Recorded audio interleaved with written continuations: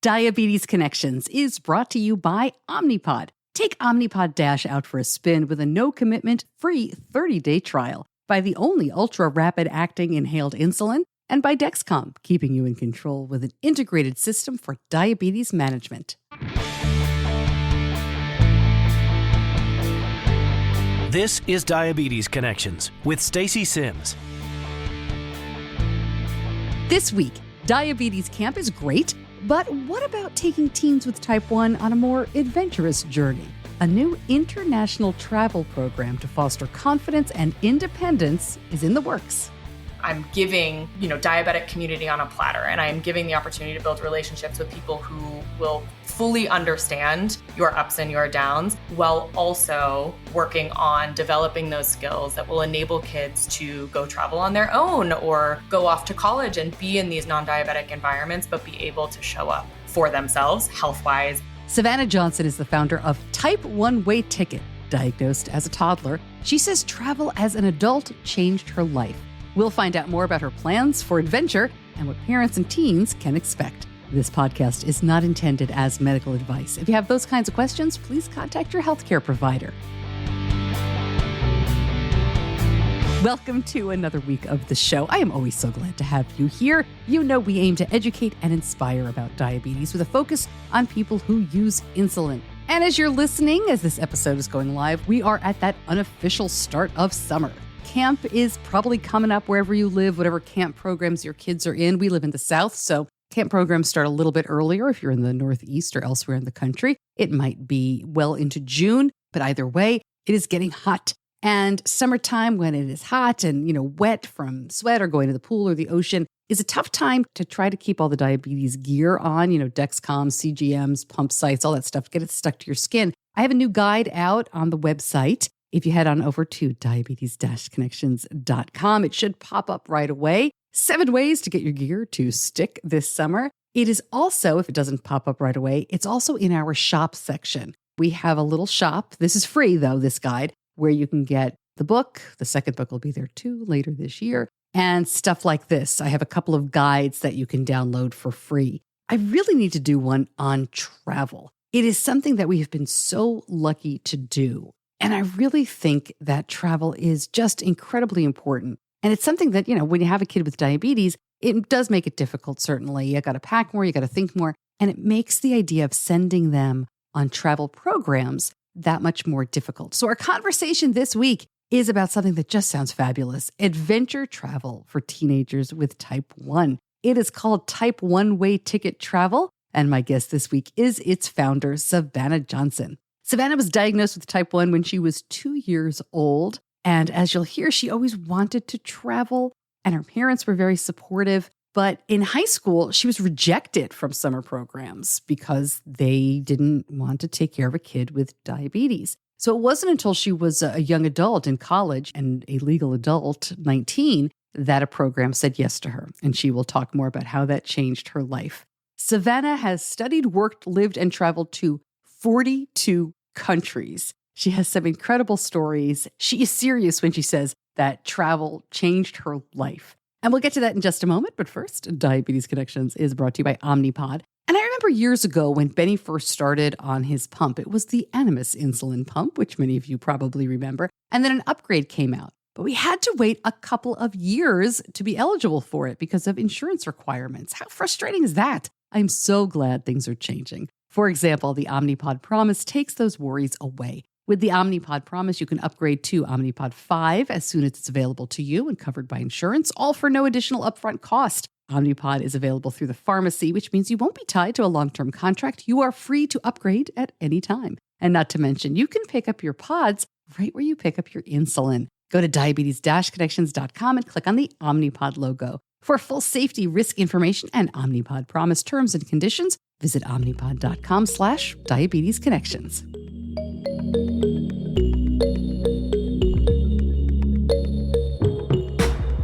Savannah, welcome to the show. This is something really interesting I'm excited to talk about. Thanks for jumping on. Thanks so much for having me. I'm excited to be here. Yeah. So let's just jump right in. Tell me what this is all about. What is Type 1 Way Ticket Travel all about? Yes. I love hearing other people say that out loud. It's been my brainchild for so many years. And now that it's out in the world, it's really exciting.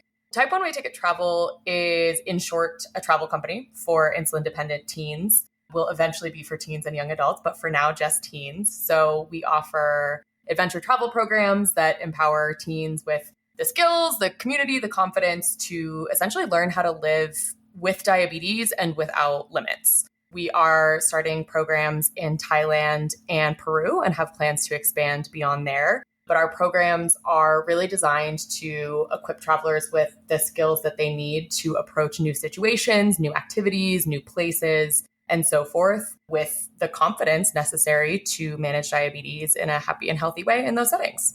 We've been so lucky to have some really great travel experiences as a family, and there really is nothing like international travel to open your eyes and give you those new experiences and make you grateful and all that other good stuff. I've got to imagine that you've done a lot of traveling yourself. Tell me where this idea came from. Yeah, there are several factors of my own life story that propelled me to start Type 1 Way Ticket. But first and foremost, travel has played an extraordinary role in my life, in my career. I'll talk more about this in detail, I'm sure. But at this point, I've lived in 4 different countries. I've worked in 13 countries, and I've traveled to over 20 more. And travel has played a huge role in shaping who I am, my beliefs, my personality, my attitude, my mentality, my health management, and so forth. But I didn't always have the same kind of access that my peers did, especially in middle and high school, to travel opportunities. For instance, my sister and my brothers both did a variety of biking programs, cross-country biking programs, sea kayaking programs, backpacking programs, domestic and abroad. And a lot of the companies that they did these programs through, I wanted to go travel with as well. However, these companies told me when I was younger that they did not take kids with diabetes, with asthma, with allergies, really anything that might be deemed at risk or create any sort of liability for the company. So despite the fact that I wanted access to these types of things, didn't have it due to diabetes, went on to kind of carve my own path in the travel world, despite the fact that I never got to go on these student travel programs when I was a student. I studied abroad in college. I took some time off during college to go travel on my own, really built this career in global education, and realized that I wanted to provide these opportunities for students, teenagers, middle and high school age students who had diabetes, so that if these other companies were saying no to these kids, we would be a company that would say yes and would enable students to be able to kind of take their mind off diabetes in that travel context in a way where they can't if they are the only ones with diabetes on the program. For instance, if there's one kid, and perhaps your son has experienced this, I definitely experienced this even when I was a bit older in college. If I'm the only person with diabetes in a group setting on a trip, I end up finding myself thinking a lot more about diabetes management, diabetes preparation, making sure that I have all of my bases covered for everything that we're doing than I did growing up at diabetes summer camp, for instance, despite the fact that diabetes was much more a prominent component of day-to-day life at diabetes summer camp. We had those guardrails in place by being surrounded by both counselors, healthcare staff, and other campers who knew what was going on, knew how to take care of us, knew how to support us. And that enabled us to really focus on the activities that we were doing and the community that we were building, as opposed to being bogged down by diabetes management. I want to go a little further into your personal experiences before we talk about the program. Just to be clear, it was those programs that told you no and took your siblings, not your parents. Correct. Yep. My parents were actually phenomenal advocates and really tried to do what they could to enable me to participate in programs like that. But ultimately, it was the student travel companies. I think in retrospect, it was probably because in their mind, these companies knew that those spots were going to be filled, whether it was with a kid with diabetes or not. And in their mind, the kid without diabetes was unfortunately less of a liability for them. Right. So I think for them, they were like, why take this risk when unfortunately there's seriously adverse consequences of not enabling those opportunities to kids with diabetes. I can only imagine how that then spurs you on, though, when you're older to be like, I'll show you. I'm going to, how many countries did you say? Talk to me a little bit about what happened. How did you live abroad in so many places and travel for so long?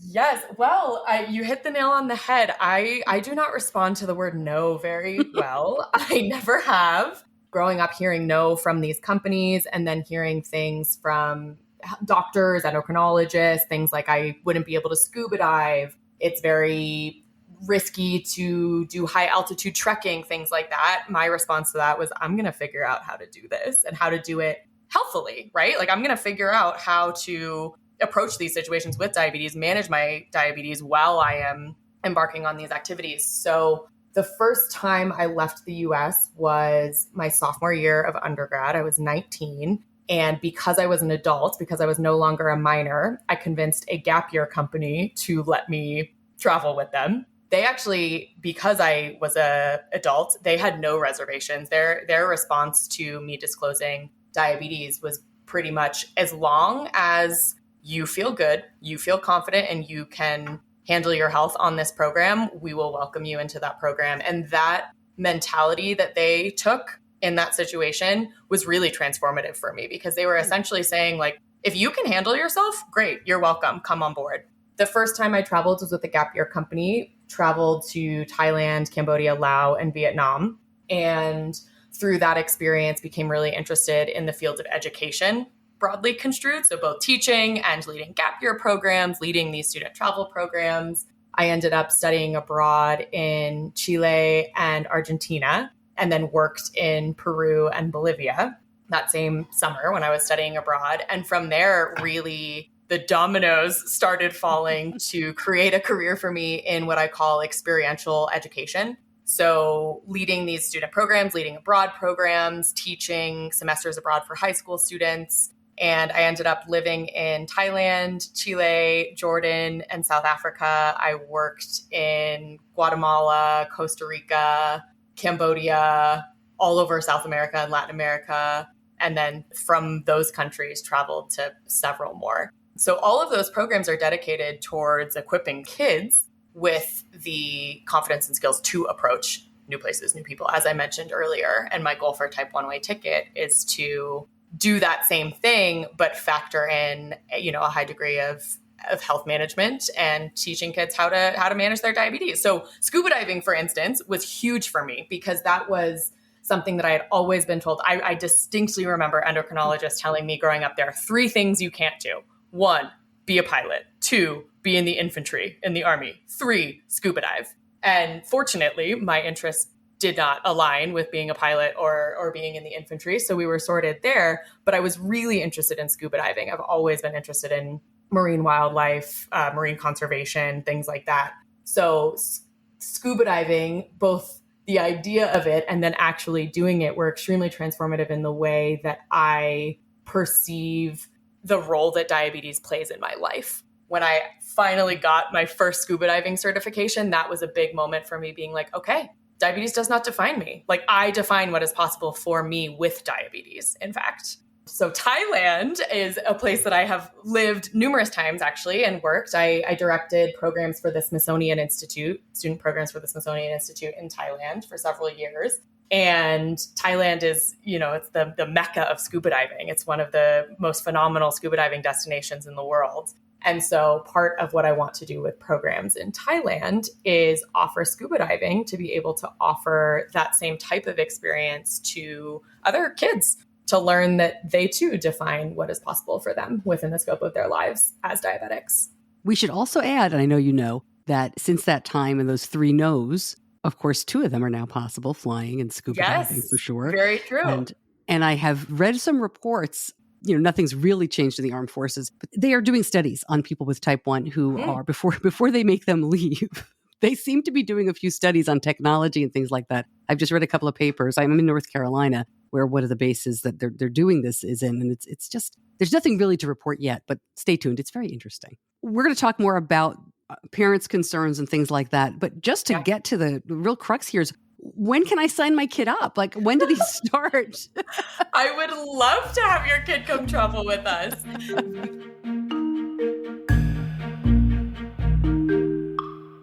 right back to Savannah answering that question. But first, Diabetes Connections is brought to you by Afrezza. And when it comes right down to it, there hasn't been a lot of innovation for insulin. Sure, there are different brands, but nothing really unique when it comes to insulin delivery, except for Afrezza. Afrezza is unique because it is the only ultra-rapid-acting inhaled insulin available. It starts working quickly without the need for injections at mealtime. Once you breathe Afrezza into your lungs using the inhaler, insulin appears in your bloodstream in less than 1 minute, and it may start reducing blood sugar in about 12 minutes. Find out more and see if Afrezza is right for you. Go to diabetes-connections.com and click on the Afrezza logo. Afrezza can cause serious side effects, including sudden lung problems and low potassium, and is not for patients with chronic lung disease such as asthma or COPD, or for patients allergic to insulin. Tell your doctor if you ever smoked, ever had kidney or liver problems, a history of lung cancer, or if you are pregnant or breastfeeding. Most common side effects are low blood sugar, cough, and sore throat. Severe low blood sugar can be fatal. Do not replace long-acting insulin with Afrezza. Afrezza is not for use to treat diabetic ketoacidosis. Please see full prescribing information, including boxed warning, medication guide, and instructions for use on Afrezza.com/safety. Now, back to Savannah explaining when we can send our kids off on adventure with her. We will be running our first international program summer 2023. So those are the longer term, 2 to 3 week programs in Thailand and Peru, as I mentioned. But we'll also be running domestic long weekends this upcoming winter. We're going to do ski and snowboard weekends in the Rocky Mountains, so winter 2022-2023. If your son is interested in either learning to ski and snowboard or skiing and snowboarding as someone who already knows how. All right, so parents, as you're listening, you have a little bit of time to think about this. But let's talk about what parents fear, right? Because we understand why travel is so great. We understand why these programs are terrific. But I think it's one thing to think about, okay, I'm going to send my kid to snowboard in the Rockies. It's another thing sending your child with or without diabetes to Thailand or to Peru. Mm-hmm. What do you say to parents who are like, no, thank you. That's not on my bucket list? Yes, I've spoken to a lot of parents to try to better understand these fears and how to assuage them. I mean, I think the biggest fear is teenagers are teenagers. Like, teenagers want to be independent and don't want to have to think about diabetes management and don't want to be bogged down by diabetes management facets, right? And so I think parents' predominant fear is, I'm going to send my kid who maybe isn't perfect, as you mentioned earlier, with managing diabetes over to a place that I am not familiar with, that I have maybe never been to. I don't know what the healthcare system is like. And especially on programs that are not full of other diabetics who know what's going on. I think their fear is that the trip leaders, the peers on the program, the local guides just wouldn't know what to do in the event of a diabetes-related emergency. And I get that. That's scary. For me, it was scary as a traveler off on my own, knowing that people around me might not know what to do, in the event of a severe low or whatever it might be. That's scary. So hopefully, the fact that all trip leaders have diabetes and all of these students have diabetes. So I think that builds in some guardrails in terms of these kiddos are surrounded by other people who know what to do throughout the highs and the lows, literally and figuratively. What are the ages? I meant to ask you earlier. What are the ages generally for these programs? 14 to 18. I have dreams of incorporating young adult programming as well. I particularly think that young 20s, when you're prepping to potentially transition off your parents' health insurance, could be a really great time to be surrounded by community and resources. That's in the roadmap down the line, but starting with 14 to 18. Got it. Okay. With the full disclosure that I have learned that we are the weirdo parents in the diabetes community who send my kid to regular summer camp, sleepaway camp that's not diabetes, who sent him to Israel for a month last summer with that regular camp without diabetes friends or diabetes people. Although I knew people in Israel, of course, who were on standby in the diabetes community. Benny loved diabetes camp until he was 14 or 15. And then he really started to prefer this regular camp. He's going there this summer as a CIT for 8 weeks. This is his world. These are his people. He has made lifelong friends. He seems to do very well in this environment. And I got to say, I'm going to give you a little pushback and then we can talk about it. I think there are some advantages to swimming in the water that is not all diabetes all the time. Because you learn things about yourself and about diabetes and about educating others about diabetes that he can now take through his life. I can absolutely see why before you are in college, before you are a young adult, why staying in a diabetes environment, especially internationally, is a great idea. I think this is fantastic. But I'm curious what your take is on letting kids with type 1, and as they are older and able to do this, kind of letting them be by themselves in these situations. Yeah, first of all, I mean, I think that it's extremely important to be able to be in those non-diabetic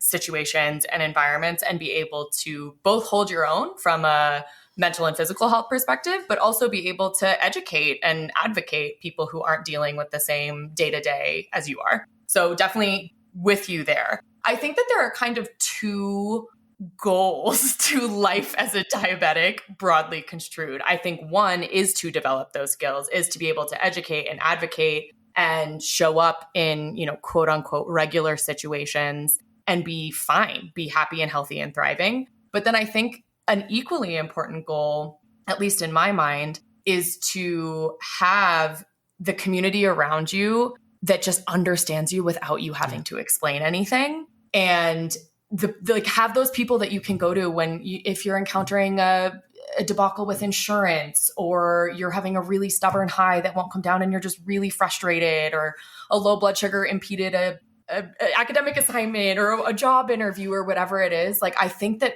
people need other people to go to and just be like, this is what's happening. I don't want to explain anything. I just want like solidarity and camaraderie here. And I think that the diabetic environments promote that.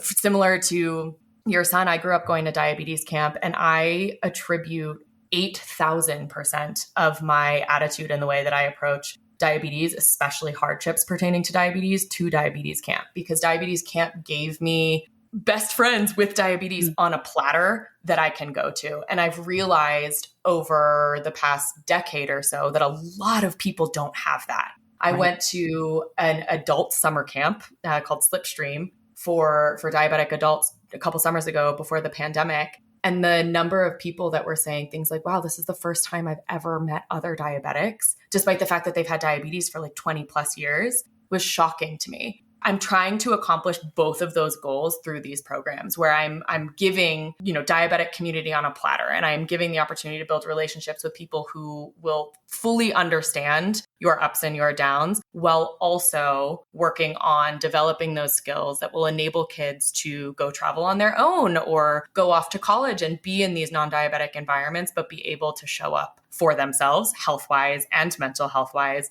and also enjoy and thrive in settings that don't have those guardrails in place. I love that answer. I agree with you 100%. And I think to Benny's advantage, and I can't speak for him, he's not here today, but I think to his advantage, he had the situation that you had, where diagnosed very young, immediately had community before he could say the word community, and always knew people, and had the comfort of diabetes camp being there, even as he chose not to attend. He still knows all of those people.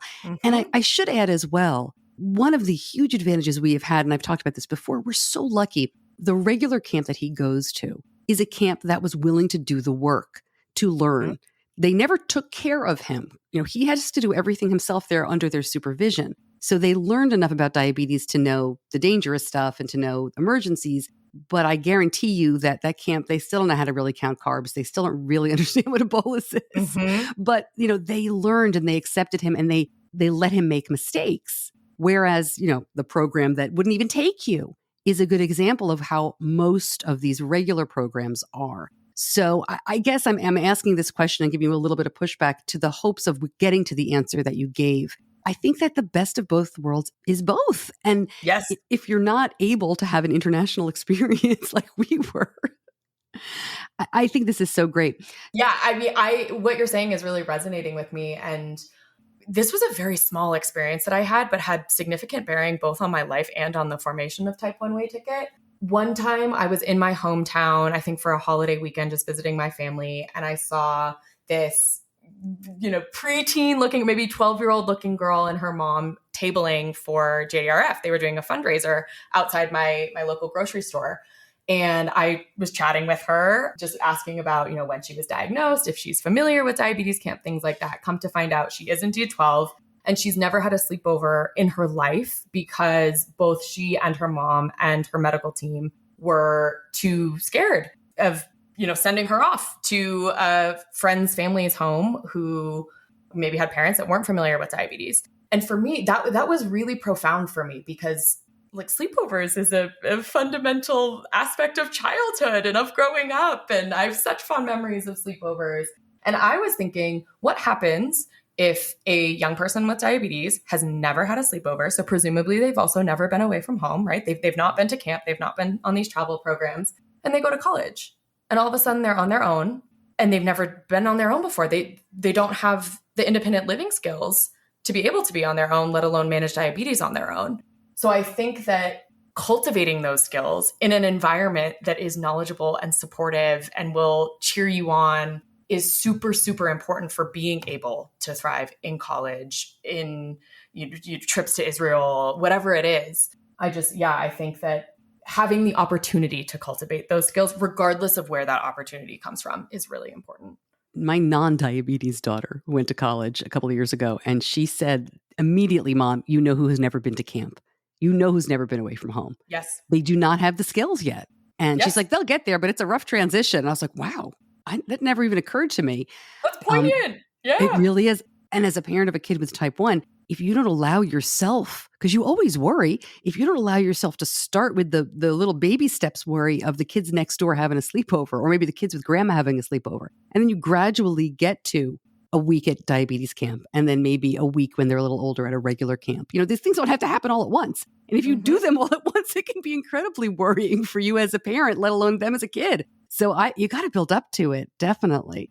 What I wanted to ask was, I'm really curious. I know you're just starting this out. Mm-hmm. Who's the staff? Who's going with these kids? Are they type 1 counselors ideally for you? Are they just people who are knowledgeable? Are they travelers? Who would be going with you on these trips? All of the above. So right now, staff for summer 2023 programs will be myself and one of my all-time best friends from diabetes camp. He has some nursing credentials. He was a longtime diabetes camp counselor. He is well-traveled.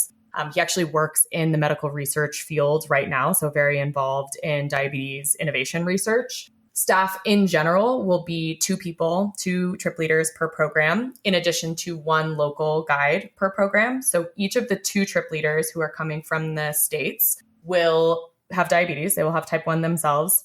They will have worked extensively with kids. They will have traveled extensively. Most, if not all of our trip leaders will speak the local language of the country that the group is traveling through. And the pipeline of program leaders that I have generated thus far has about 50% registered nurses as well. So that's kind of an added bonus of type 1s who are well-traveled, speak at least 1 other language beyond English, have worked with kids, and also work as travel nurses. One of the questions that I wondered about as soon as I saw this was, will you let parents remote monitor as much as they can? In other words, if you have Wi-Fi, and I know sometimes on these trips you won't, but if you've got it where you are, will you let the parents peek in where they are?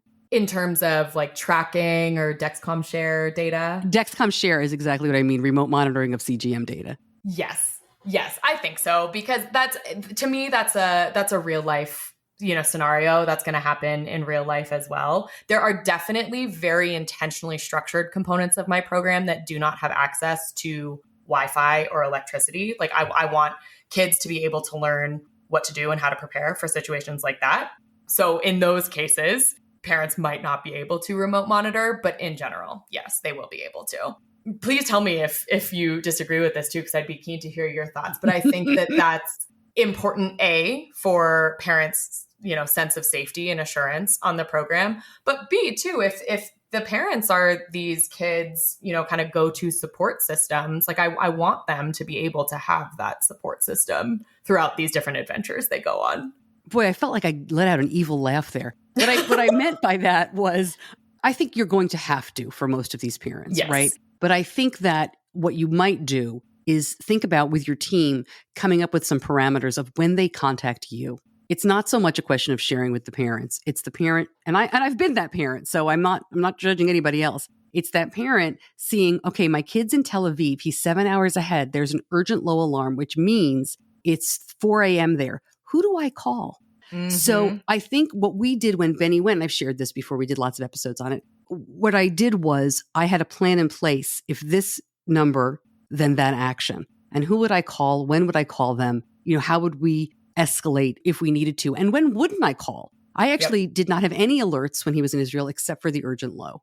But that's something that I think is a great conversation. And you will be helping parents so much by helping them if you give them those kinds of parameters. But I'm telling you, Savannah, don't just share, have a plan. Yep, for sure. Yeah, no, that's great.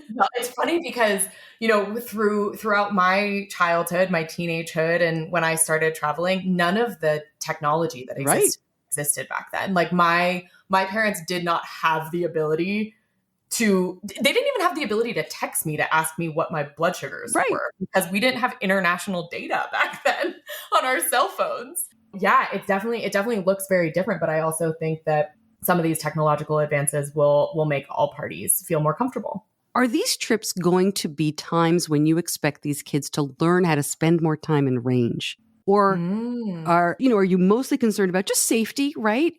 Might go higher, might go lower, but safe. Because there's a real cohort of parents who are not going to be happy if their kid goes above 150 for any particular length of time, regardless of whether they're in the jungle. Yep. So, and I'm being a little silly here, but can you give us a little bit of insight into what you're thinking in terms of quote unquote control and management during these times? Yes. I would say the goal of my programs is not explicitly to promote more time in range. However, I would not be surprised if that is a byproduct of the learnings and activities on the program. The goal of my programs is to teach kids how to go on, a 3-week backpacking trip in Nepal, for instance, without the same degree of access to like electricity, Wi-Fi, etc., and do that safely and do that well. One of the things that I learned very quickly when I started traveling was if I am not in range, I end up missing out on things that I want to do abroad because I don't feel well, right? Like if my friends that I've made backpacking are all going to see incredible temples in Thailand and my blood sugar is 220 because I don't know, I didn't estimate street food carbohydrates correctly or whatever it is, like I'm not going to feel good and I'm not going to feel inclined to go. So one of the things that I found traveling was because I was so excited about like every moment of every day, I wanted to feel my best and be my best in order to participate in everything. And that just happened to translate into more time in range for me. I have never had a better A1C than I've had when I was essentially living abroad, leading all these student programs, because I wanted to be in a good headspace to be able to maximize where I was. So the time in range thing is not the explicit goal. However, everything that we are doing in terms of skills building, activities, and all of that would very possibly lead to improved time in range. I alluded to it that you were diagnosed very young, but would you mind telling us a little bit more about that? Because you were about 2 years old, right? Yeah. I was diagnosed when I was 2. And from what my parents have told me, I was actually misdiagnosed with a variety of other things that were not diabetes. And yet I was showing all of the kind of typical signs, right? I was extremely thirsty. I was having tantrums that weren't explained by like typical toddler tantrums. I was wetting the bed, all of the normal things. And it was my parents who really pushed the doctors on being like, we think she has diabetes. Like, please test her for diabetes. And then finally they did. And lo and behold, I had diabetes and they were right. So I grew up, I was the only diabetic in my family for a very long time. So was told for a while that I was a bit of a medical anomaly in terms of diabetes not presenting generationally. And then when I was 17, my mom was diagnosed with type 1, which was not funny, but funny because we had always blamed my dad's side of the family for the diabetes. Turns out it's mom's side. But yeah, so now it's me and my mom, and actually my childhood dog randomly had type 1 diabetes as well. So lots of diabetes in my family. Why is it called type 1 way ticket? I mean, these kids come home, right? Yes, they do come home. And this might sound a little bit cheesy, but it's called type 1 way ticket because I feel like the types of experiences that kids have on type 1 way ticket programs really are kind of a one-way ticket to a new version of themselves. So they leave their home and then they come back to their home. But when they come back, they're different in a very positive way. So it's kind of like buying a one-way ticket to a new you. Is there any country that you have not yet been that you want to go to separate from this program? Oman. Really? Oman has been number one on my bucket list. All my friends will tell you that I have not stopped talking about Oman for years. The biodiversity of Oman is amazing. You can go to sand dunes, you can go hiking in the mountains, you can be on the beach. I love the Middle East. I mentioned this earlier, but I lived in Jordan. Love the culture, love how warm it is, both, interpersonally and then also temperature wise. And I'm dying to go to Oman. So one day, hopefully soon.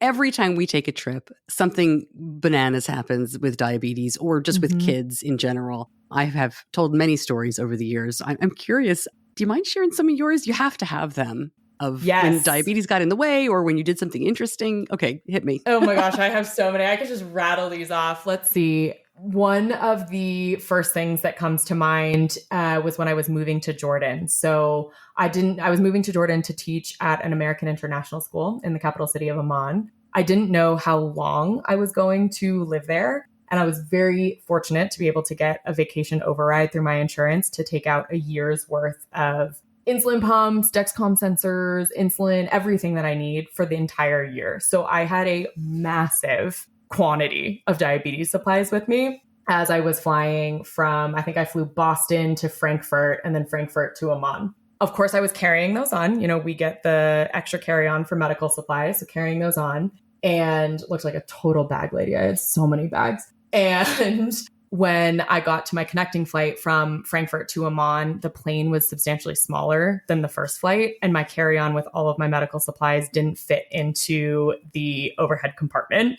So the flight attendants, they were very nice. They were like, don't worry, like we'll, put this under the plane. It'll be in baggage claim when you get back. And I was like, these are medical supplies. We had that whole conversation. They were like, don't worry. Everything will be totally fine. I land in Amman. So new city. I had never been to Jordan prior to moving there. And my bag is nowhere to be found.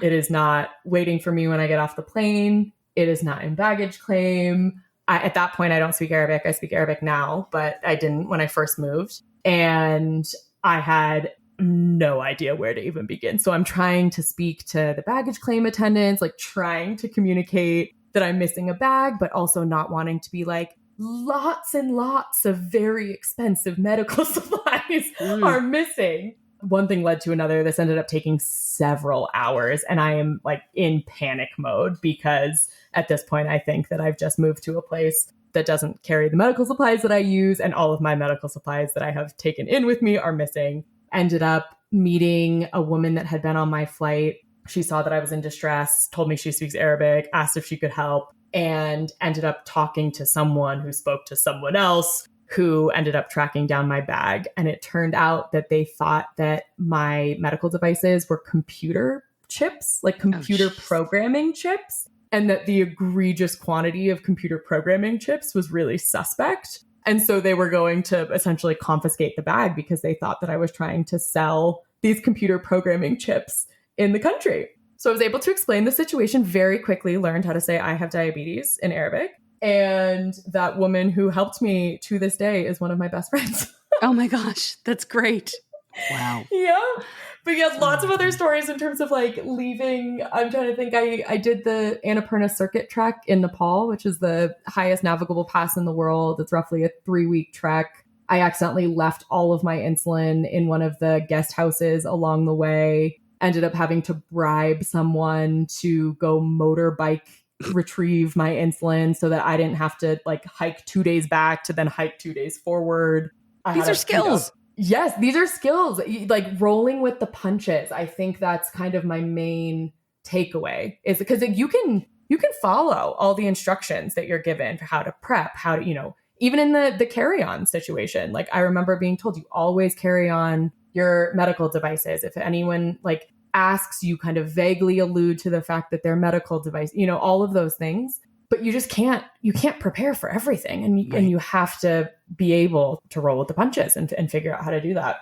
I think it's fantastic. We started off saying how great travel is and, how lucky we are to have done it. I can't wait to travel in the future. I'm so excited that my son got a taste of it on his own. I hope he still wants to travel with us. And maybe he'll want to travel with me. Who knows? And maybe he can end up working with me too. Oh my gosh, wouldn't that be amazing? I'd love it if you'd have him. He's such a goofball. Savannah, thank you so much for joining me. I'm thrilled with what you're doing. All the best, and we will definitely stay in touch. Thank you so much, Stacey. It was so awesome to be on your show, and I so appreciate this connection. It was great to chat with you.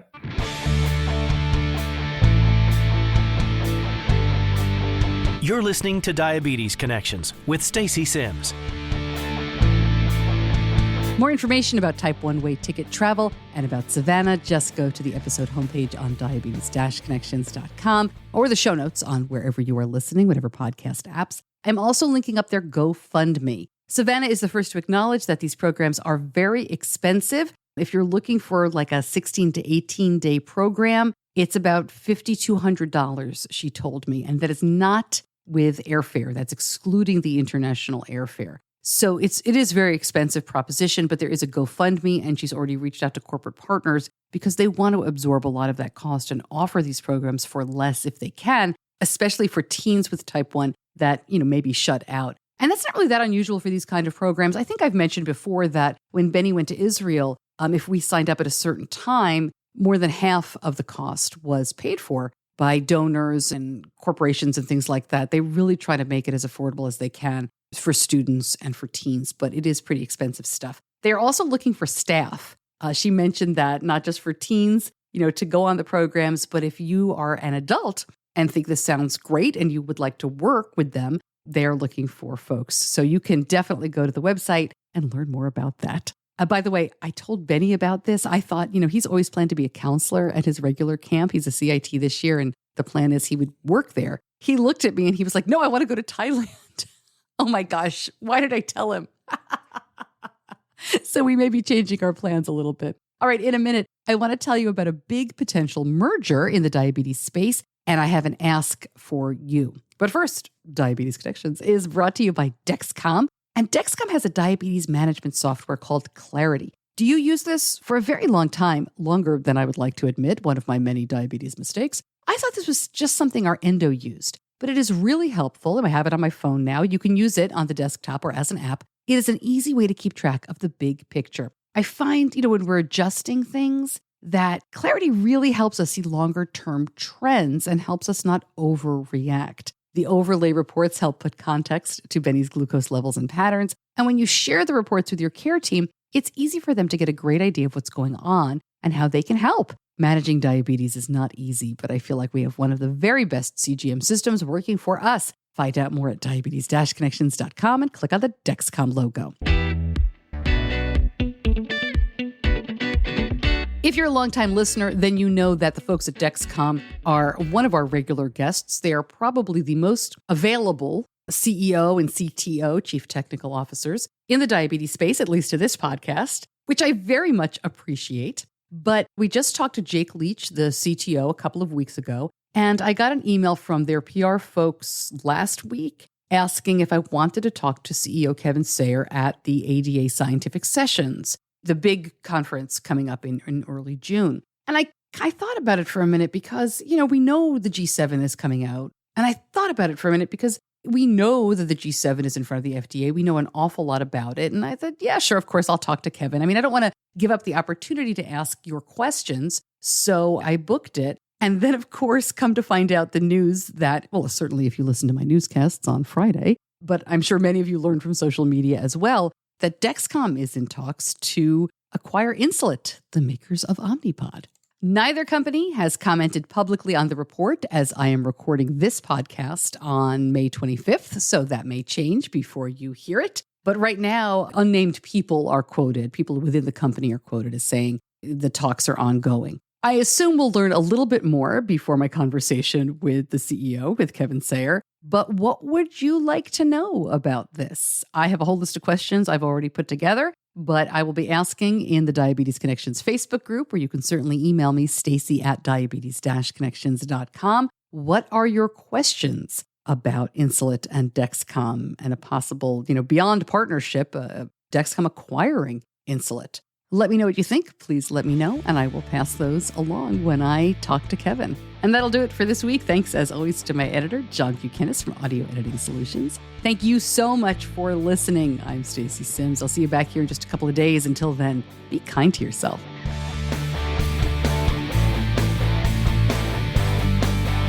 Diabetes Connections is a production of Stacey Sims Media. All rights reserved, all wrongs avenged.